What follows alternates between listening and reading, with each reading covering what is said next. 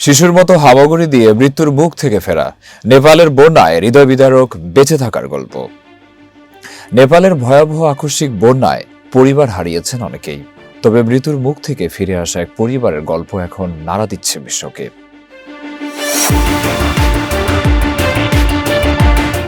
নেপালে ভয়াবহ আকস্মিক বন্যায় প্রাণ হারিয়েছেন শত শত মানুষ। এরই মধ্যে সামনে এলো একটি হৃদয়স্পর্শী গল্প। যুক্তরাজ্যে বসবাসরত ২৬ বছর বয়সী নেপালি যুবক বরুণ লামিসানে বিবিসিকে জানান, এই দুর্যোগে তিনি তার ভাই, চাচা ও এক চাচাতো ভাইকে হারিয়েছেন। তবে অলৌকিকভাবে প্রাণে বেঁচে গেছেন তার মা, বাবা ও দাদি। বরুণের ভাষ্য অনুযায়ী আকস্মিক বন্যায় পানি যখন দ্রুত তাদের বাড়ির দিকে ধেয়ে আসছিল, তখন পরিবারের সদস্যরা কোনো মতে ঘর থেকে বেরিয়ে পড়েন। প্রবল স্রোত ও কাদার মধ্যে দাঁড়িয়ে চলার উপায় ছিল না, তাই শিশুর মতো হামাগুড়ি দিয়ে পাহাড়ের ঢালের দিকে এগোতে থাকেন তারা। জীবন বাঁচানোর সেই মরিয়া চেষ্টা শেষ পর্যন্ত সফল হন তারা।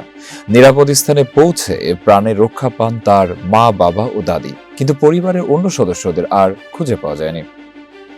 নেপালের সাম্প্রতিক বন্যা ও ভূমিধসে এখন পর্যন্ত শত শত মানুষের মৃত্যু হয়েছে এবং বহু মানুষ নিখোঁজ রয়েছেন। উদ্ধার অভিযান এখন অব্যাহত রয়েছে। প্রকৃতির ভয়াল রূপের সামনে মানুষের অসহায়ত্ব যেমন স্পষ্ট হয়েছে, তেমনি বেঁচে থাকার অদম্য ইচ্ছাশক্তির এই অনন্য উদাহরণ হয়ে থাকলো এই পরিবারের গল্পটি।